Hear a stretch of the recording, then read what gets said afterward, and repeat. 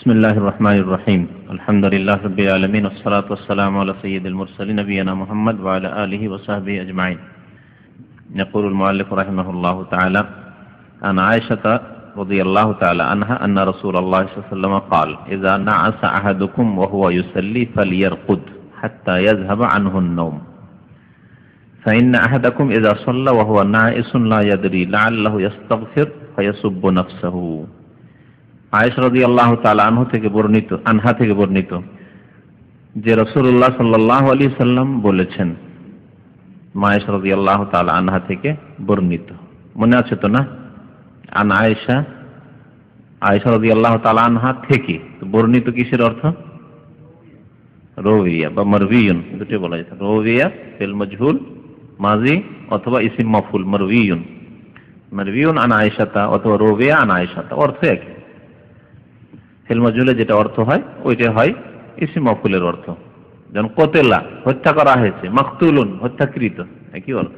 হ্যাঁ, জরেবা মারা হয়েছে, মজরুবুন যাকে মারা হয়েছে। তো রওয়িয়া আর মারউইয়ুনের একই অর্থ, পার্থক্য হচ্ছে যে একটা ফেল আর একটা ইসম। রওয়িয়া ফেল আর মারউইয়ুন ইসম। আয়েশা রাদিয়াল্লাহু তাআলা আনহা থেকে বর্ণিত যে রাসূলুল্লাহ সাল্লাল্লাহু আলাইহি সাল্লাম ইরশাদ করেছেন, ইযা নাসা আহাদুকুম, তোমাদের কোন ব্যক্তি যখন ঝিমাবে, নাসা মানে তন্দ্রা আসা, ঝিমাচ্ছে, ওয়া ইউসাল্লি সালাত অবস্থায়, এই জুমলাটি হচ্ছে জুমলা হালিয়া বলে, মানে অবস্থা বর্ণনা করা হচ্ছে যেন। তাহলে শুধু এই পর্যন্ত তরজমা করলে অসম্পূর্ণ কথা থেকে যায়। ইযা নাসা আহাদুকুম, তোমাদের কেউ যখন ঝিমাবে, না, তোমাদের কোন ব্যক্তি যখন সালাত অবস্থায় ঝিমাবে, এ হচ্ছে পুরা বাক্যের অর্থ। আর যদি একটা একটা করে করি, ইযা নাসা আহাদুকুম, তোমাদের কেউ যখন ঝিমাবে, ওয়া ইউসাল্লি, সেই সময় সে এমত অবস্থায় যে সে কি করছিল, নামাজ পড়ছিল। সুন্দর লাগে না? কিন্তু যদি এরকম অর্থ করা হয়, তোমাদের কোন ব্যক্তি সালাত অবস্থায় যখন ঝিমাবে, তো কি করবে? ফালিয়ারকুদ, ওর জবাব। ইজা হচ্ছে হরফে শর্ত, ওর জবাব ফালিয়ারকুদ, সে যেন ঘুমিয়ে যায়। নামাজের অবস্থায় ঘুম আসছে, তাহলে ঘুমের চাপ খুব, ঝিমাচ্ছেন ঘুম, তাহলে ওই অবস্থায় নামাজ পড়িয়েন না, ঘুমিয়ে যান। এই নামাজ কোন নামাজ? ফরজ নামাজ। সাধারণত রাতের নামাজ। মানুষ এরকম ঝিমায়, খুব ঘুমের চাপ, এটা হচ্ছে রাত্রে তাহাজ্জুদের নামাজ। উদ্দেশ্য করা হয়েছে তাহাজ্জুদের নামাজ। মনে বড় আশা আকাঙ্ক্ষা, অনেকে এরকম আছেন দিনদার মানুষ, কিন্তু মেহনতেরও কাজ করেন, অথবা ঘুমের চাপ বেশি, দুই রকম হইতে পারে। এমনি ঘুমের চাপ, হয়তো ঘুম বেশি, কতক লোকের স্বভাব থাকে ঘুম বেশি তার। আর কত লোক আছে যে এমনি হয়তো ঘুম নর্মাল হলো, ক্লান্ত মানুষ, মেহনতের সারাদিন কাজ করে, কিন্তু দিনদার ধার্মিক মানুষ, সারা জীবন চলে যাচ্ছে, তাহাজ্জুদ যে পড়তে পারবো না, কষ্ট করে উঠছেন, তাহাজ্জুদ পড়তে উঠছেন, কিন্তু নামাজ শুরু করেছেন, কিছুই বুঝেন না যে কি পড়লেন না পড়লেন, ঝিমাচ্ছে আর নামাজ পড়ছেন। সেজদায়, রুকুতে, তাহিয়াতে গিয়ে কি পড়তে কি পড়ে দিচ্ছেন, কি বলতে কি বলে দিচ্ছেন, হয় এরকম ঘুমের বেশি চাপ হয়ে গেল। তো এইরকম যদি অবস্থা হয়, তাহলে নবী সাল্লাল্লাহু আলাইহি ওয়াসাল্লাম বলেছেন ফালিয়ারকুদ, শুয়ে যায়, না, নামাজ পড়বে না, নামাজ পড়বে না। তো এই নামাজকে নিয়ে নিতে হবে যে এই নামাজ হচ্ছে নফল নামাজ সম্পর্কে, বিশেষ করে তাহাজ্জুদের নামাজ। কারণ তাহাজ্জুদের নামাজ রাত্রে হয়, রাত্রে হচ্ছে আসল ঘুমাবার সময়, ঝিমাবার সময়। এই নামাজ সম্পর্কে বলা হয়েছে। দিনেও যদি এরকম নফল নামাজ হয়, কি সালাতুদ দুহা পড়ছে আর ঝিমাচ্ছে, সে সালাতুদ দুহা পড়িয়েন না, চাষ পড়িয়েন না, ঘুমানো। রাত্রে ঘুমায়নি, সকালবেলা আপনি সালাতুদ দুহার ইরশাদ শুরু করেছেন আর ঝিমাচ্ছেন, কিছু বুঝছেন না কি পড়ছেন না পড়ছেন, না, নামাজ বাদ দিয়ে, নফল নামাজ বাদ দিয়ে ঘুমানো। কারণ এই নামাজ পড়াতে আরো ক্ষতি বেশি হতে পারে। দুয়ার জায়গায় আপনি নিজের উপর বদদুয়াই করে দিচ্ছেন, যেমন হাদিসে বলা হয়েছে। ফরজ নামাজের ক্ষেত্রে উলামায়ে কেরামদের ফতোয়া কি? ফরজ নামাজে যদি এরকম অবস্থা হয়, হইতে পারে নাকি এরকম অবস্থা? আরে কখনো হইতে পারে। ফজরে কারো যদি অভ্যাসী হয় এরকম ঝিমানো, তাহলে কি ফজর নামাজ পড়বে না সূর্য ওঠার পর? না, তাড়াতাড়ি ঘুমাবে, ওর ওষুধ আছে। রাত 12টায় ঘুমাচ্ছে আর ফজরে উঠলেও আমি কি পড়ছি না পড়ছি বুঝছি না, তাহলে আপনি রাত 10টায় ঘুমিয়ে যান, 9টায় ঘুমিয়ে যান। এমনই যদি হয়, তাহলে ডিউটি শেষ হয়ে গেছে, খাওয়া দাওয়া করে তাড়াতাড়ি ঘুমিয়ে যান। এই ঘুম অন্য সময় পুরা করেন, হয় তাড়াতাড়ি ঘুমিয়ে গিয়ে অথবা দিনে ঘুম পুরা করে, যেভাবে হোক না কেন আপনি অভ্যাস করেন। তারপরে ভালো করে পরিষ্কার পরিচ্ছন্নতা, উযু করা, নাক পরিষ্কার করা, এগুলি ঘুম তাড়ায়। কারণ নবী করিম সাল্লাল্লাহু আলাইহি ওয়াসাল্লাম বলেছেন যে তোমরা যখন ঘুম থেকে উঠবে তখন ভালো করে নাক পরিষ্কার করিও, কারণ শয়তান কোথায় বাস করে? নাকের ডগায়। তাই নয় ইয়াবিতু আলা খাইশুমিহি, হাদিস আছে নাকের ডগায় শয়তান বসবাস করে রাতে, নবী সাল্লাল্লাহু আলাইহি ওয়াসাল্লাম বলেছেন। হালকা পানি দিয়ে যদি চোখ মুখ ধুয়ে থাকেন তাহলে হয়তো ঘুমের আসর আছেই, ঘুমের চাপ আছে, প্রভাব, ঘুমের প্রকোপ আছেই, কিন্তু ভালো করে ঠান্ডা পানি দিয়ে গরম পানি দিয়ে যা দিয়ে হোক না যাতে ঘুম তাড়াতে পারেন আপনি। ভালো করে বারবার করে আপনি যদি আপনি ধুয়ে চোখ টোক একবারে তাজা হয়ে গেছে, তার সাথে সাথে দোয়া পড়ার, এর দোয়ারও আসর আছে, যে দোয়াটা পড়েছেন আপনি ঘুম থেকে জাগার, ঘুম তাড়িয়ে দিয়েছেন, আপনি তন্দ্রা তাড়িয়ে দিয়েছেন, তারপর নামাজ পড়েন। তাহলে এই কথা কোনোদিন বলা যাবে না যে ফজর নামাজে একটা লোক ফজর নামাজে গেলেই শুধু ঝিমায়, সুতরাং থাক তুমি ফালিয়ার খোদ। হাদিসকে যেখানে সেখানে ফিট করলে হবে না, তবে কতক জায়গায় ফিট করা যাবে হাদিস ফরজ নামাজের ক্ষেত্রে, যেখানে দেখবেন যে ওয়াক্ত লম্বা আছে, সময়টা লম্বা আছে, আর যেখানে হয়তো জামাত আপনার জন্য জরুরি নেই, মুসাফির অবস্থায় আছেন, তো এইগুলির ক্ষেত্রে ফিট করা যেতে পারে ফজর নামাজের ক্ষেত্রে। যেমন সময় লম্বা আছে কোন নামাজের? এশার নামাজের। তো এশার নামাজের আগে আবার ঘুমানো অপছন্দনীয়, এটাও মশলা মনে রাখতে হবে। এশার নামাজ পড়ার আগে ঘুমানো হচ্ছে অপছন্দনীয়। নবী সাল্লাল্লাহু আলাইহি ওয়াসাল্লাম ইয়াকরাহু, ঘৃণা করতেন, অপছন্দ করতেন, মাকরুহ। এটা হারাম নাই, নাজায়েজ নাই, কিন্তু আশঙ্কা আছে যে ঘুম দিল লম্বা টান দিয়ে এশা কাজে হয়ে গেলে গুনাহগার হলেন, সেজন্য নিষেধ করা হয়েছে। কথাবার্তা বলা ঈশার নামাজের পরে অপছন্দনীয়, দিনের কথা ছাড়া, দুনিয়াবি গল্প গুজব সব অপছন্দনীয়। তাহলে জোহরের নামাজের ক্ষেত্রে লাগাইতে পারি। জোহরের নামাজের যথেষ্ট সময় আছে, জোহরের সময় 12টা 15 থেকে শুরু করে 3টা সোয়া 3টা পর্যন্ত। আসরের নামাজ যতক্ষণ না আছে যথেষ্ট সময় আছে, খুব ক্লান্ত, এই সময় নামাজ পড়লে কিছু বুঝতে পারছেন না কি পড়ছি না পড়ছি, এরকম যদি পরিস্থিতি কখনো হয় তাহলে একটু বিলম্ব করে দেন, ঠিক আছে এখন একটু ঘুমিয়ে নি, 2টোর সময় 2:30টার সময় উঠে নামাজ পড়ে নেব, অথবা আসরের সাথে জমা তাখির করে নেব। সফরে যেমন বলা হলো, সফরে জমারও এক বিধান আছে, হয় আগেই যদি সুস্থ থাকে তো জোহরের সাথে আসর পড়ে নেন, অথবা জমা তাখির করেন যে না এখন আমার ঘুম চাপে আছে, এখন নামাজ পড়ে কাজ হবে না, এখন আমি ঘুমিয়ে নিয়ে রেস্ট করে নিয়ে উঠে আমি 3টার সময় জোহর আসর একসাথে পড়ে নেব, জমা তাখির করে নেব, কোনো অসুবিধা নেই। তো এইরকম ক্ষেত্রে লাগানো যাবে, কিন্তু ওয়াক্ত পার করে দিবে যে আমার খুব ঘুম চাপে সেই জন্য আমি ফজর নামাজে ফালিয়ার কোদ ঘুমিয়ে থাকবো, আর সূর্য উঠে গেল, আসর নামাজ ঘুমিয়ে থাকলো, সূর্য ডুবিয়ে দিল, না, জায়েজ না, হারাম। কারণ আল্লাহ পাক কোরআনে কারীমে স্পষ্ট করেছেন ইন্নাস সালাতা কানাত আলাল মুমিনিনা কিতাবাম মাওকুতা, নিশ্চয় নামাজ মুমিনদের উপর ফরজ করা হয়েছে, কিতাবান মাকতুবান, ফরজ করা হয়েছে, মাওকুতা ওয়াক্ত মোতাবেক, সময় মোতাবেক, সময় নামাজ আদায় করতে হবে। ওয়াক্তের বাইরে নামাজ পড়লে, ইচ্ছাকৃত যদি নামাজ পড়ে, ইচ্ছাকৃত ঘুমিয়ে থাকলো বা বিলম্ব করলো, খেলাধুলা দেখলো, আর ওয়াক্ত পার করে নামাজ পড়লো, নামাজ সহি মাসলা হচ্ছে যে কবুল হবে না।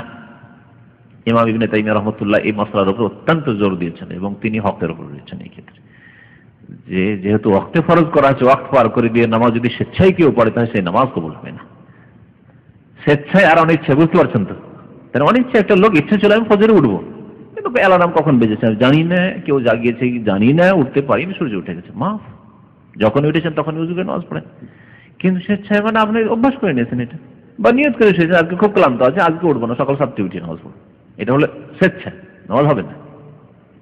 খেয়ে দিয়ে 2:30 3টা বাজছে, ভাবছেন এখন তো আরো আধা ঘন্টা বাকি আছে আসরের নামাজে, থাক ঘুমিয়ে যাই, মাগরিবের সাথে পড়ে নেব, মাগরিবের সময় আজান হওয়ার পরে আপনি আসর পড়েছেন, তাহলে নামাজ হবে না, নামাজ কবুল হবে না। সুতরাং এই ক্ষেত্রে সতর্ক সাবধান কোরআন সুন্নাহর অনুসারী ভাইরা যাতে করে বিদাতীদের মতো না করে না। বিদাতীদের কাছে এগুলো মাসলা খুব হালকা, তাদের কাছে এসব মাসলা হালকা, কোনো ব্যাপার না।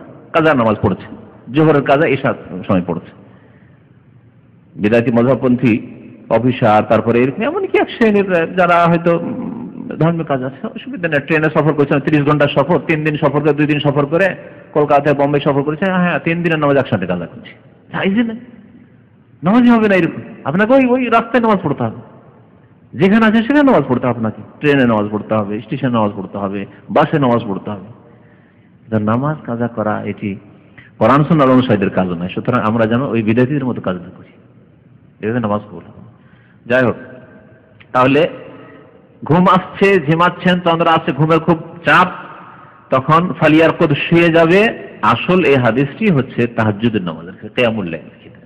বাকি অন্যান্য ক্ষেত্রে যে ক্ষেত্রে বলা যাবে তা বলা হলো। হাত্তা ইয়াযহাবা আনহুন নওম, যতক্ষণ পর্যন্ত তার ঘুম চলে যায়। হাত্তা ইয়াযহাবা আনহুন নওম, যতক্ষণ তার ঘুম চলে যায়। হ্যাঁ, এখন ঘুমের চাপ নেই, একটু থাকলেও চাপ নেই। কেন? কারণ কি? ফাইন্না আহাদাকুম ইযা সাল্লা ওয়া হুয়া নাইসুন, কারণ তোমাদের কোন ব্যক্তি যদি ঝিমানো অবস্থায় সালাত আদায় করে, নামাজ পড়ে, লা ইয়াদরি, ও জানে না, লা ইয়াদরি, জানে না কি হচ্ছে না হচ্ছে, কি বলছি না বলছি, কি হচ্ছে না হচ্ছে, জানে না। লাআল্লাহু ইস্তাগফির, হতে পারে সে মনে মনে ভাবছে যে আমি আল্লাহর কাছে মার্জনা কামনা করছি।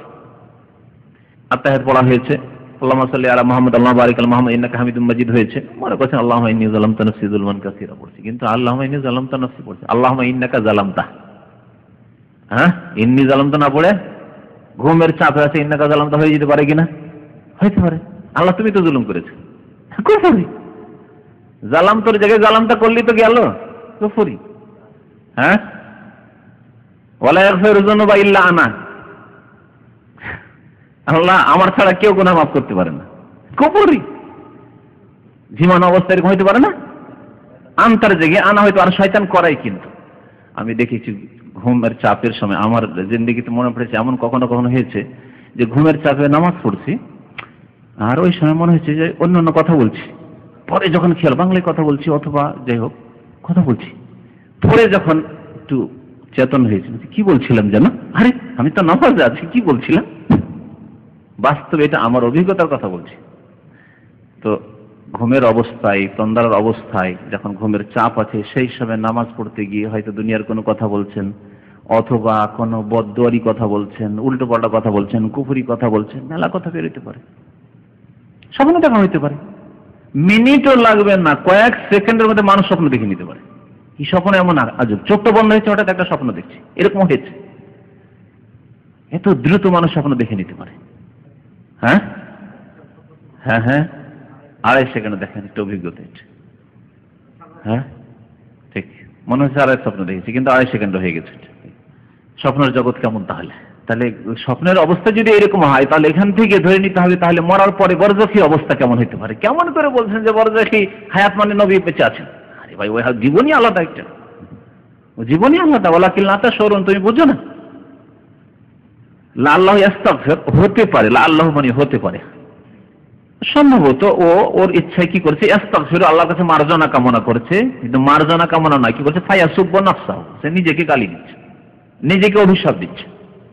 সাব্বাহ মানে গালি দেওয়া, মানে নিজেকে অভিশাপ দিচ্ছে। হয়তো দোয়া করা তো দূরের কথা, আল্লাহর কাছে মাফ চাওয়া তো দূরের কথা, ইস্তেগফার না করে নিজেকে কি করছে, সে লানত করছে, অভিশাপ দিচ্ছে, হতে পারে। সুতরাং এইরকম অবস্থায় নফল নামাজ আদায় করবে না। আর ফরজ সম্পর্কে যেমন বলা হইল ব্যাখ্যা, এই হাদিস ইমাম বুখারী রাহমাতুল্লাহ আলাইহি নিয়ে এসেছেন। অধ্যায় হচ্ছে 20 নম্বর, কিতাবুল ওযু, বাবুল ওযু মিনান নওম। ইমাম বুখারী রাহমাতুল্লাহ অধ্যায় কায়েম করেছেন যে ঘুম যদি চলে আসে তাহলে ওযু করতে হবে। মানে বোঝাতে চাইছেন ঘুম হচ্ছে ওযু ভঙ্গকারী বিষয়। হাদিসে কোথায় আছে ঘুম ওযু ভঙ্গকারী বিষয়? আছে কি? আমি আগে একটা কথা বলেছিলাম, ইমাম অন্য হাদিস হয়তো আছে অন্য হাদিসে, কিন্তু সেই হাদিস এত বলিষ্ঠ নয় যত বলিষ্ঠ শর্ত লাগিয়েছেন ইমাম বুখারী রাহমাতুল্লাহ আলাইহি। সেজন্য সেই হাদিসের সুনানের কিতাব আবু দাউদে হয়তো আছে, নাসাইতে আছে, তিরমিজিতে আছে, ইবনে মাজাহতে আছে, তিনি নিয়ে আসতে পারছেন না ওই হাদিস, কারণ আমার শর্ত করা, সুতরাং আমি এইরকম নিতে পারছি না। কিন্তু মাসলা ঠিক আছে, কারণ হাদিস সহিহ যেহেতু, যদিও একটু নিম্ন পর্যায়ের সহিহ, কিন্তু মাসলা আপন জায়গায় ঠিক আছে যে ঘুম যদি চলে আসে তাহলে ওযু ভঙ্গ হয়ে যাবে। সেই জন্য মাসলাটাকে প্রমাণ করার জন্য তিনি অধ্যায় কায়েম করেছেন। হাদিস যেটা তার শর্ত মাফিক পড়েছে সেটা দূরের সম্পর্ক হইলেও এই হাদিসটাকে টেনে নিয়ে এসেছেন এখানে, দিয়ে বুঝাতে চেয়েছেন যে ঘুম হচ্ছে কি ওযু ভঙ্গকারী বিষয়। তাহলে এই হাদিসে কোন অংশটুকু আছে যেটা দিয়ে বোঝা যেতে পারে যে ওযু ভঙ্গ হয়ে যাবে? ঘুমানো না, না ঘুমিয়ে যাও, ঘুমিয়ে গেলে কিন্তু ঘুমায়নি, এই বুঝতে পারে না কথাটি আছে ওইটা, ওয়া নাস লা ইয়াদরি, যে লা ইয়াদরি জানে না, জানে না। হতে পারে সে ইস্তেগফার করছে, মার্জনা কামনা করছে, আর মার্জনা না, সে নিজেকে গালি দিচ্ছে অথবা নিজেকে লানত করছে, অভিশাপ করছে, নিজের উপর বদদোয়া দিচ্ছে, সুবহানাল্লাহ, নিজেকে বদদোয়া দিচ্ছে। আর এই যে লা ইয়াদরি শব্দটি রয়েছে, এই লা ইয়াদরি জানে না, মানে তাহলে বোঝা গেল যে ঘুমের অবস্থায় মানুষ টের পায় না। যখন টের পায় না যে কি বলছি, তাহলে আমার বায়ু সরছে না সরছে না তাও টের পায় না। যখন টের পায় না তাহলে ওযু ভঙ্গ হয়ে যাবে ঘুম আসলে, তন্দ্রাই কিন্তু না। কারণ সাহাবায়ে কেরামের হাদিস রয়েছে যে নবী করিম সাল্লাল্লাহু আলাইহি সাল্লামের মসজিদে নববীতে সাহাবায়ে কেরামরা এশার অপেক্ষায় বসে থাকতেন আর ঝিমাতে থাকতেন, বসে বসে ঝিমাতেন। তবে ঘুমের প্রকোপ না, খুব চাপ না, যে একবারে কিছুই জানে না এরকম না, ঝিমাচ্ছেন আবার খেয়াল হচ্ছে, এই ঝিমাইতে থাকতেন। আর নবী সাল্লাল্লাহু ইন্তজার করতেন, নবী সাল্লাল্লাহু মাঝে মাঝে দেরি করে আসতেন, কারণ এশার নামাজ যত দেরি করে বিলম্ব করে পড়বে তত বেশি ফজিলত। তো নবী করিম সাল্লাল্লাহু আলাইহি ওয়াসাল্লাম মাঝে মাঝে জামাতে ইমামতি করতে, নামাজ পড়াতে দেরি করে আসতেন, অপেক্ষা করে আছে আমি ঝিমাইতে আছে, তাদের মাথা ঝুঁকতে থাকতো, হাদিসে রয়েছে। ওয়ালা ইয়াতাওয়াজ্জাউন, স্পষ্ট হাদিস রয়েছে, তারা পুনরায় ওযু করতেন না। নবী সাল্লাল্লাহু যেমন আসছেন তেমনি ওই ঝিমাইতে উঠে নামাজে শরীক হয়ে যেতেন। তাহলে বোঝা গেল বসে বসে যদি কেউ ঝিমায়, আর এমন নয় যে একবারে গাঢ় ঘুম চলে এসেছে, হুঁশ দিশা নেই যে কি হয়েছে। আর অনেকে বসে বসেই কিন্তু যার নাক ডাকতে শুরু হয়, তাহলে সেটা ঝিমানো নয়, সেটা ঘুমানো। হ্যাঁ, সেটা নাস না, নওম। হ্যাঁ, নাস মানে ঝিমানো না, নওম হয়ে গেছে। তো গাঢ় ঘুম যাতে হুঁশ দিশা কিছু নেই এরকম হয়ে গেলে সেই ঘুম হচ্ছে ওযু ভঙ্গকারী। কারণ ওযু ভঙ্গের সম্ভাবনা রয়েছে, এই জন্য ওযু ভঙ্গকারী ধরে নেওয়া হয়েছে। 100% বলতে পারবেন না যে আমি ঘুমিয়েছি মানে বায়ু সরেছে। ঘুমাইলে কি বায়ু সরে নাকি? যার রোগ নেই বায়ু সরবে না, হয়তো সারা রাত বায়ু সরেনি, কিন্তু যেহেতু হুঁশ দিশা নেই যে কি হলো না হলো, সেই জন্য গাঢ় ঘুমকে ধরে নেওয়া হয়েছে ওযু ভঙ্গকারী বিষয়। আর নাওমুল আমিক, হালকা ঘুম নয়। এই লা ইয়াদরি থেকে ইস্তেদলাল করেছেন, দলিল নিয়েছেন ইমাম বুখারী রাহমাতুল্লাহ আলাইহি।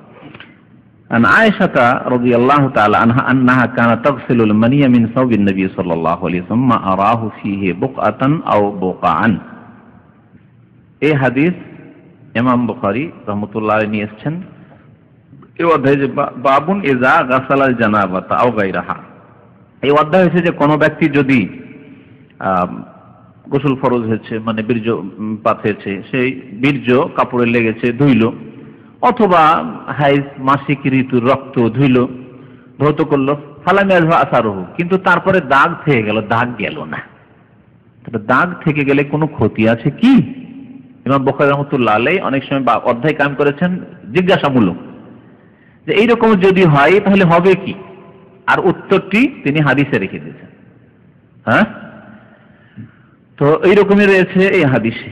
মা আয়েশা রাদিয়াল্লাহু তাআলা আনহা কি বর্ণনা করছেন যে আন্নাহা কানাত তাগসিলুল মানিয়া, তিনি নবী করিম সাল্লাল্লাহু আলাইহি ওয়াসাল্লামের কাপড় থেকে বীর্য ধৌত করে দিতেন, মানি ধুয়ে দিতেন। সুম্মা আরাহু ফীহি, তারপরে আমি তা দেখতে পেতাম ওই কাপড়ে, মানে ওই মানি দেখতে পেতাম কাপড়ে কি অবস্থায়? বুকআতান, দাগের অবস্থায়, মানে দাগ দেখতে পেতাম। আও বুকআন, একটি দাগ দেখতে পেতাম অথবা দাগ হয়ে দেখতে পেতাম, কয়েক জায়গায় লেগেছে আর কয়েক জায়গায় ধোয়া হয়েছে কিন্তু দাগ থেকে গেছে, এরকম দেখতে পেতাম। অধ্যায় কায়েম করেছেন যে সে মানি হোক অথবা অন্য কিছু হোক, তাহলে এখানে কিয়াস করা হয়েছে, এইরকম কিয়াস শরীয়তে রয়েছে। হ্যাঁ, যে মানি ধুয়ে দিয়েছেন, তার দাগ থেকে গেছে, ওই রকমই যদি অন্য কোনো জিনিস যেমন রক্ত তার দাগ থেকে যায়, তাহলে সেটা তার উপর কিয়াস করেছেন ইমাম বুখারী রাহমাতুল্লাহ আলাইহি, সেজন্য এইভাবে অধ্যায় কায়েম করেছেন। অফি রিওয়ায়াতিন উখরা, অন্য হাদিসে রয়েছে বুকআন, মানে দাগ হয়েছিল, একটি দাগ না কয়েকটি দাগ হয়েছিল। বুকআতুনের জমা হচ্ছে, বহুবচন হচ্ছে বুকআন। তো দাগ হয়েছিল, কাপড় ধোয়ার পরেও তাতে দাগ হয়েছিল।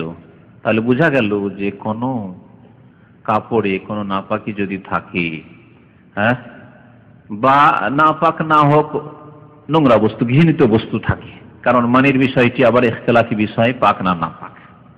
এখানে স্পষ্ট নয় যে ইমাম বুখারী রাহমাতুল্লাহ আলাইহির নিকটে মানি পাক না নাপাক, কারণ তিনি এখানে একথা বলেননি যে নাপাকি ধোয়ার কথা, বলেছে এজা গাসালাল জানাবাত, জানাবাত হয়েছে মানে বীর্যপাত হয়েছে, সহবাস হয়েছে, তারপরে যেসব লেগে রয়েছে সেগুলি ধোয়ার কথা বলেছেন। তাহলে এই যে বিষয়টি রয়েছে সেই বিষয়ে তিনি প্রবেশ করেননি। বিষয়টি ফুকাহায়ে কেরামরা আলোচনা করেছেন। অধিকাংশ উলামাদের নিকটে মানি, যেহেতু আল্লাহ পাক মানি থেকে, বীর্য থেকে মানব জাতিকে, শ্রেষ্ঠ জাতিকে সৃষ্টি করেছেন, সুতরাং মানি নাপাক নয়, পাক। বেশ কিছু উলামায়ে কেরামদের নিকটে মানি নাপাক। যাদের কাছে পাক তাদের দলিল হলো যে নবী সাল্লাল্লাহু আলাইহি ওয়াসাল্লামের কাপড়ে যখন শুকিয়ে যেত তখন তা খুঁটিয়ে উঠিয়ে দেওয়া হয়তো, পানি দিয়ে ধোয়া হতো না। যদি নাপাক হইতো তাহলে পানি দিয়ে ধোয়া আবশ্যক হতো, জরুরি হতো, তাদের দলিল। আর যারা বলছেন যে নাপাক, তারা বলছেন যে ধুয়েছেন, কিন্তু শুধু ধুয়েছেন যথেষ্ট না, ধুয়েছেন অনেক সময় আমরা কাশপোটা ধুই, কাশপোটা পাক কিনা, পোটা নাপাক না, কাশ উঠছে, কফ, সেটা নাপাক না, কিন্তু নোংরা বস্তু, সেজন্য আমরা ধুই। তো যারা বলেছেন যে পাক, তারা বলেছেন যে মানি, বীর্যটা হচ্ছে কাশপোটার মতো নোংরা জিনিস, ঘৃণা লাগে, কিন্তু সেটি নাপাক নয়। কারণ আল্লাহ পাক রব্বুল শ্রেষ্ঠ জাতি মানুষকে এত সুন্দর তৈরি করেছেন, তখন মানুষকে তাহের পবিত্র বস্তু থেকে সৃষ্টি করেছেন। মাটি থেকে প্রথম মানুষকে সৃষ্টি করেছেন, তা হচ্ছে তাহের মুতাহের, পাক এবং পবিত্রতা দানকারী, মাটির দ্বারা পবিত্রতাও হাসিল হয়। আর মানি দিয়ে আল্লাহ সৃষ্টি করেছেন, মানি হচ্ছে পাক না পাক নয়। এই সংশয় দূর করতে হবে যে আমরা কোন জায়গা থেকে বেরোলাম, আল্লাহ পাক রব্বুল আলামিনের বিধান। যদি না যে একই জায়গা থেকে বেরো, পেশাবের জায়গা থেকে সে বেরোলো, সেই জন্য সেটি নাপাক হয়ে গেল, এমন কথা নাই। আর কিছু আলেমরা বলছেন যে নাপাক, কিন্তু সেই নাপাকি দূর করার, তারা জবাব দিচ্ছেন যে না, নাপাকি দূর করার জন্য পানি শর্ত নয় তাদের কাছে, আবার পানি শর্ত নয়। তারা বলছে যে যদি তরল হয়ে থাকে তাহলে পানি, কিন্তু শুকনো জিনিস থাকে তাহলে সেটা রগড়িয়ে দিলে, কচলে দিলে, খুঁটিয়ে উঠিয়ে দিলে পাক হয়ে যায়। এইভাবে তারা বলেছেন। আল্লাহু আ'লাম। আসল বিষয় হচ্ছে এর যে যদি কোনো নাপাক বস্তু যদি কাপড়ে থাকে আর যদি কাপড় ধুয়ে দেওয়া হয়, তাহলে দাগ দূর করা জরুরি নয়, দাগ দূর করা জরুরি নয়। তাহলে নাপাকি দূর হয়েছে, এর জন্য কি করতে হবে? গন্ধ দূর করতে হবে। এখনো দেখছেন না পায়খানা গন্ধ পাওয়া যাচ্ছে, রক্তের গন্ধ, তাহলে না এখনো তাতে আছে, ওর ভাগ কিছু আছে, তাহলে আরো কচলান, রগড়ান, পরিষ্কার করেন ভালো করে। তাহলে একটা হলো কি গন্ধ, গন্ধ দূর করতে হবে। আরেকটা হচ্ছে স্বাদ, মজা, এখনো স্বাদ, খারাপ খারাপ স্বাদ আছে। স্বাদ তো আর কেউ নাপাক জিনিসে দেখে না, তারপরেও আর কি ওর একটা স্বাদ আছে। নাপাকের তিনটা গুণ আছে, একটা হচ্ছে স্বাদ, তাম, আর একটা হচ্ছে গন্ধ, আর একটা হচ্ছে রং। তাহলে দূর করতে হবে কি, গন্ধ দূর করতে হবে আর স্বাদ দূর করতে হবে। এমন না হয় যে ওখানেও খারাপ খারাপ স্বাদ এখন আছে, এরকম না হয়। রং দূর করার জন্য যথাসাধ্য ফাত্তাকুল্লাহ মাস্তাতাতুম, যতটুকু রং দূর করতে পারো না বাকি দূর করো। কিন্তু পায়খানা ধুয়েছেন, তারপরে একটু হলুদ হলুদ ভাব হয়ে আছে, পাক হয়ে গেছে। রক্ত ধুয়েছেন, তারপরে একটু লাল ভাব হয়ে আছে, যে কোনো জিনিস এরকম ধুয়েছেন কিন্তু দাগ ভাব হয়ে আছে, পাক হয়ে গেছে। দাগ পুরোপুরি দূর করা শর্ত নয়। এই হাদিস দ্বারা আরো বেশ কিছু মাসলা জানা যায়। যারা 91-এর গত বুধবারের দর্শে ছিল তারা জবাব দিতে পারবে। দেখি দুই একটা মাসলা ইস্তেমবাদ করুন তো দেখি। স্বামীর কাপড় ধুইয়ে দেওয়া এটা স্বামীর হক। তাহলে স্বামী এটা তলব করতে পারে, বা উচিত স্বামীর সাথে সদাচরণ, সদ ব্যবহারের অন্তর্ভুক্ত হচ্ছে স্বামীর কাপড়ের নাপাকিগুলো ধুয়ে দেওয়া। স্বামীর লুঙ্গিটা বাথরুমে থেকে চলে আসলো, তুমি কাপড় চোপড় ধুয়ে নিজের কাজ নিজে করতে পারো না? আমি চাকরি করি, তুমি চাকরি করো, কি আমি তোমার সাথে কম? তুমি মাস্টার ডিগ্রি, আমি মাস্টার ডিগ্রি। আজকাল তুমি মাস্টার পড়া নেবেন তো শুনতেই হবে। আর দুইজন চাকরি করলে শোনা তো উচিত। ভাই ওর কাছ থেকে আপনি ইনকাম করাই নিবেন, তো আবার অতিরিক্ত আবার চাপ কেন? আপনার কাপড় আপনি ধরো, ওর কাপড় সে ধর, ঠিক না? স্বামীর কাপড় ঠিক, এটা আরো ভালো কথা। কারণ কমজোরদের ওপর বিশেষ নজর রাখতে বলা হয়েছে। আরো এর উপর আমি আমাদের এই জামান ভাইয়ের কথার উপর আমি মানে অ্যাড করতে পারি, সংযোজন করতে পারি যে নবী সাল্লাল্লাহু আলাইহি ওয়াসাল্লাম বলেছেন ইন্নামা তুনসারুনা বিযুআফাইকুম, তোমাদের আল্লাহ পাক সাহায্য করলেন তোমাদের কমজোরদের সাহায্য করলেন। তাহলে কমজোর জাতি, নারী জাতি কমজোর জাতি, আরো সাহায্য করো, কাপড় ধুয়ে দাও। আর করেও আজকালকার কিছু যুবকরা রয়েছে, স্ত্রীর শাড়ি আয়রন করে দিচ্ছে, করছেও, ভালো যদি এই নিয়তে করে যে নামাজি মানুষ, আর মাশাআল্লাহ আমি আমার স্ত্রীর হক আদায় করছি, তাহলে ঠিক আছে। স্ত্রীর হক আদায় আর মায়ের বাবার, তখন মাকে বলছে ভাত রান্না করো, তোমার বউ ব্যস্ত আছে। আবার কোন আল্লাহর ভয় করা হইল? আল্লাহর ভয় করলে তাহলে আগে মায়ের কাপড় আয়রন করে দিতে হবে, মায়ের কাপড় চোপড় পরিষ্কার করে দিতে, তারপরে স্ত্রীর কাপড় পরিষ্কার করতে হবে। ভারসাম্য ঠিক রাখতে হবে। স্ত্রীর উচিত হবে স্বামীর কাপড়গুলি এভাবে পরিষ্কার করে দেওয়া, আর এতে নিজে ছোট হয়ে গেলাম অথবা মানহানি হলে এমন কিছু নাই, বরং এটি সুন্নাত, মায়েশা রাদিয়াল্লাহু তাআলা আজওয়াজ মুতাহহারাত উম্মাহাতুল মুমিনিনের সুন্নাত। সুতরাং এইরকম তলব স্বামীও করতে পারে, আর এইরকম স্ত্রীর উচিত হবে যে বিনা তলবে যাতে করে এইসব কলি কাজ করে, নামাজ পড়তে যেতে পারে। জি, এটাও তো এটা মানহানির বিষয় নয় যে কাপড়ে যদি দাগ থাকে আর কাপড়ের অভাব থাকা অথবা কাপড়ে দাগ থাকা, এটা মানহানির বিষয় নয়। সাইয়্যিদুল মুরসালিন সৃষ্টির সেরা, তিনি নামাজ পড়তে যাচ্ছেন, কাপড়ে দাগ হয়ে আছে, এমন কোনো বিষয় নেই। খাওয়া দাওয়া করেছেন, খাওয়া দাওয়ার পর দেখা গেছে একটু দাগ থেকে গেছে কাপড়ে, আর তারপরে দেখছেন যে আমার একটা বিশেষ একটা অনুষ্ঠানে হাজির হইতে হবে, একটা পার্টিতে হাজির হইতে হবে, আর কাপড় চোপড় আয়রন করা নাই, আর বিনা আয়রনে হাজির হতে পারছেন না। এইরকম যাদের মেজাজ ও কাপড়ে একটু যদি লেগে থাকে, কোনো দাগ লেগে থাকে, হাজির হবে না, না পারাই যাবে না। আজকালকার ছেলেদের এরকম মন মেজাজ হয়ে গেছে, না আমার কাপড় আয়রন করে না, আজকে স্কুল যাবো না।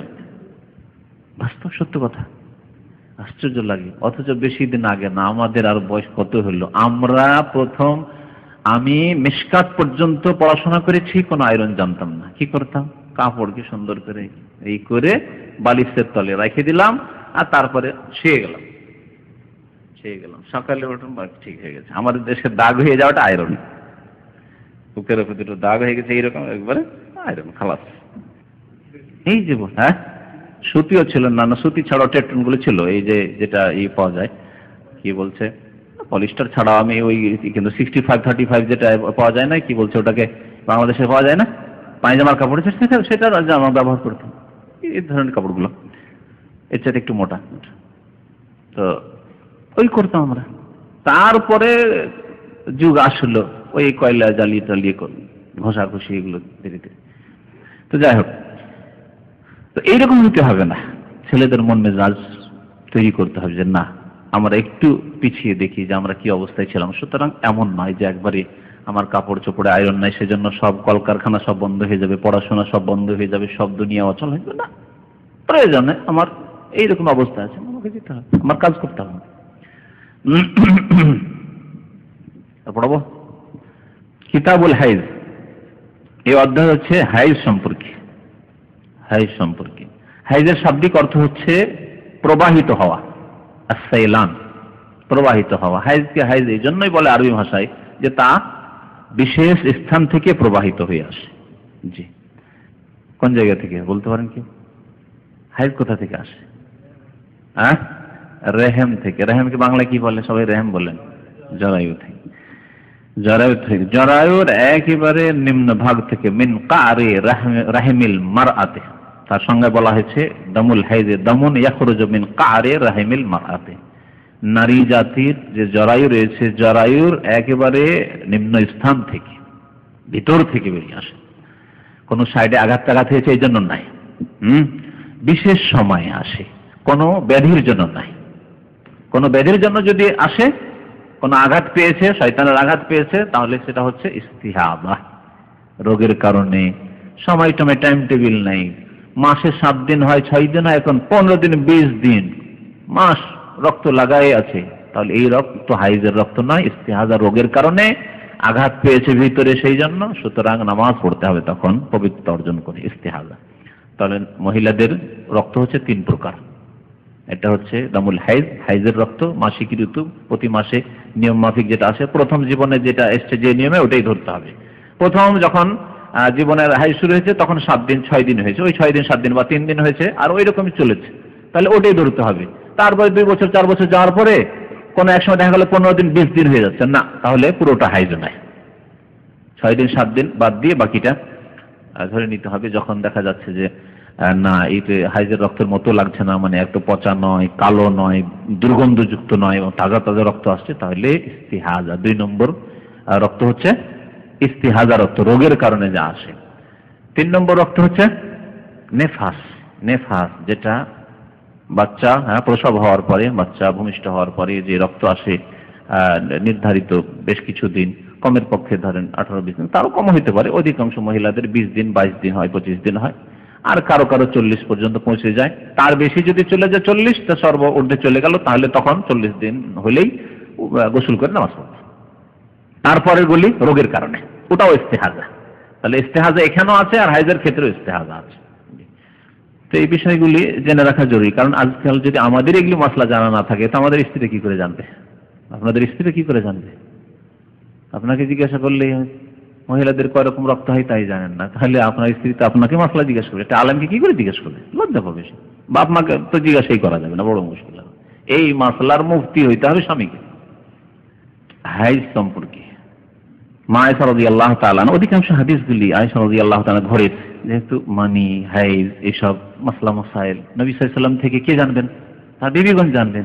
আর বিবিদের মধ্যে সবচেয়ে বেশি এসব মুখস্থ রেখেছেন, জেনেছেন এবং সেগুলোকে সংরক্ষিত রেখেছেন আর মানুষকে জানিয়েছেন, শিখিয়েছেন তাই আয়েশা রাদিয়াল্লাহু তাআলা আনহা, এই উম্মতের প্রথম ফাকিহা, জ্ঞানী। বলছেন আয়েশা রাদিয়াল্লাহু তাআলা আনহা যে কানাত ইহদানা তাহিজু, আমাদের কোন মহিলা মানে বা আমাদের নবী সাল্লাল্লাহু আলাইহি ওয়াসাল্লামের বিবিগণের কোন একজন, ইহদানা না মানে আমাদের, আর ইহদা মানে আমাদের কোন এক কেউ আর কি। আমি হইতাম, নিজের নামটা বলেননি, অথবা নাম ধরে বলেননি যে অমুক, কারণ অমুক বললে নামটা স্পষ্ট হয়ে যায়। এগুলি যেহেতু গোপনীয় রাখারই বিষয়, সুতরাং আসল মাসলা জানলে হইলো কার বিষয় ছিল, না ছিল না জানে ভালো। সেজন্য ইহদানা বলে তিনি ব্যক্ত করেছেন, নাম উল্লেখ করেননি। আমাদের কেউ তাহিজও, এমন হয়তো যে তার হাইজ আসত, বা আমাদের কারো হাইজ আসত, এভাবে বলেন। কানাত ইহদানা তাহিজ, আমাদের কারো হাইজ আসতো। সুম্মা তাকরিজুদ্দাম, তাকরিজু আছে না তাকরিসু আছে? তাকরিসু মশহুর, প্রসিদ্ধ হচ্ছে সদ দিয়ে, কিন্তু এখানে জদ দিয়ে লিখেছে। হতে পারে কাছাকাছি অর্থ। তাকতারিসু, কোন কোন রিওয়ায়াতে তাকতারিসু আছে। তাকতারিসু হলে তো সমস্যা নেই, সদই হইল, তাহলে ধাতুই একই থাকলো, মাদ্দা একই থাকলো, শুধু বাব চেঞ্জ হয়েছে, ইফতিয়ালে চলে গেল। কারাসা একরাসু জারবাদের মধ্যে থেকে ইফতিয়ালে। তার কাপড় থেকে কি করত? রক্তকে ঘষে দিত। ইনদা তুহরিহা, পবিত্রতার সময় গোসল করবে। যতক্ষণ পর্যন্ত পবিত্র হয় না, রক্ত বন্ধ হয়নি, ততক্ষণ জরুরি নয় যে কাপড় থেকে রক্ত পরিষ্কার করতে হবে, কারণ ওই কাপড়ে নামাজ তো আর পড়ার প্রয়োজন নাই। কারণ নামাজ তো মাফ আছে হাইজের অবস্থায়। আর এত বেশি কাপড় নাই যে এই কাপড় প্রতিদিন ধুইতে থাকবো আজকালকার জামানার মতো, সুতরাং হয়তো হাইজ লেগে আছে, ঠিক আছে। কিন্তু ইনদা তুহরিহা, যখন পবিত্র হচ্ছে, আজকে পবিত্র হচ্ছে, আজকে থেকে নামাজ পড়তে হবে, তাহলে কাপড় এখন পরিষ্কার করতে হবে। সুতরাং ওই জন্য ইনদা তুহরিহা বলা হয়েছে, যে তার পবিত্রতার সময় নিজ কাপড় থেকে রক্তকে কি করত? ঘষে দিত। তাকরিজু বা তাকরিসু, ঘষে দেওয়া। ফাতাগসিলুহু, ঘষে দিয়ে বা রগড়ে দিয়ে তার ফাতাগসিলুহু, তা ধৌত করত। অন্য হাদিসে রয়েছে তাহুত্তুহু, মানে ঘষে দিবে, তারপরে পানি দিবে, পানি দেওয়ার প্রথম শুকনো ঘষবে বা খটিয়ে উঠাবে, হালকা করবে যতদূর সম্ভব। তারপরে পানি দিয়ে তাকরুসুহু বিল মা, পানি দ্বারা রগড়িয়ে দেবে। ওয়াতানজাহু, আর তারপরে পানি দ্বারা ধৌত করবে বা ছিটিয়ে দেবে, বেশি করে ছিটিয়ে দেওয়া। তানজাহু দুটি অর্থ হইতে পারে। এখানে কি বলা হচ্ছে? ওয়াতানজাহু আলা সাইরিহি, পুরো কাপড়ের উপর পানি ছিটিয়ে, যেহেতু পুরো কাপড়ের কথা বলা হয়েছে, আর পুরো কাপড়ে সব জায়গায় হাইজ লাগেনি, রক্ত লাগেনি, সুতরাং পুরো কাপড়ে পানি ছিটিয়ে দিত, যাতে করে এমন হয় যে আর যদি কোনো জায়গায় এমন কিছু থাকে তো বেশি করে একটু পানি ছিটিয়ে দিই গোটা কাপড়টাকে, এই জন্য ছিটিয়ে দেওয়া হইতো। আর তানজাহুর আরেকটি অর্থ হয় ধৌত করা, এটা হতে পারে। এই জন্য তানজাহু সম্পর্কে লিখেছে তারুসুল মা, এখানে লিখেছে পানি ছিটিয়ে আলা বাকি সব আল্লাযী লাম ইউসিব বিদামিল হাইজ, হাইজের রক্ত লাগেনি, কিন্তু সেই কাপড়ের কিছু অংশে যেহেতু হাইজের রক্ত লেগেছিল, সেই জায়গা তো ধোয়া হয়েই গেল, আর বাকি কাপড়টাতে পানি ছিটিয়ে দেওয়া হইতো, এরকম করতেন। আর তানজাহুর আরেকটি অর্থ বললাম যে ধোয়া হয়, তাহলে ওখানে কালকে যে হাদিসটি বা পরশু বুধবারে যে হাদিসটি ছিল, ওখানে তানজাহু বিলমা সাইরি বলেন, পুরো কাপড়ের কথা বলা হয়নি। ওই জায়গাটিকে তিনটা কাজ করতেন। একটা হচ্ছে পানি দেওয়ার আগেই খটিয়ে দেওয়া বা ঘষে নেওয়া, তারপরে হচ্ছে তাহত্তহু, তারপরে তাকরেসু, তারপরে কি করা হয়তো পানি দিয়ে রগড়ে দেওয়া, পানি দিয়ে রক্ত ভিতরে যদি থাকে কিছু পানি দেওয়ার পর ভিতর থেকে বেরিয়ে চলে আসবে, রক্তটা তো ভিতরে চলে গেছে, হ্যাঁ সুতাগুলোতে, ওটা বেরিয়ে চলে আসবে। তারপরে কি করতো, তানজাহু বিল মা, পানি দ্বারা তখন ধৌত করতো, এখানে নাদাহা মানে ধৌত করা। সুম্মা তুসাল্লি ফিহি, অতঃপর সেই কাপড়েই নামাজ পড়তেন তিনি। নবী সাল্লাল্লাহু আলাইহি ওয়াসাল্লামের বিবিগণের কোন একজন, কেউ করতে পারে এরকম, ওই কাপড়ে নামাজ পড়তেন। দেখেন নবী সাল্লাল্লাহু আলাইহি ওয়াসাল্লামের আজওয়াজে মুতাহহারাত সাইয়্যিদুল মুরসালিন যিনি, তার বিবিগণ ওই কাপড়ে নামাজ পড়তেন, যে কাপড়ের কিছু অংশে লেগেছিল ধুয়ে নিলেন। আর আমাদের কত জোড়া কত কাপড় আছে, আর পাশে গরিব আছে, তাদের খোঁজ খবর নিন। তারা যদি মনে করতেন যে আমরা খুব সুখের জীবন যাপন করব, করতে পারতেন। তাদের কাছে গনিমতের ধন সম্পদ আসতো জিহাদ ফি সাবিলিল্লাহ থেকে, সেগুলি থেকে তাদের বছরের খরচ দিয়ে দেওয়া হয়তো।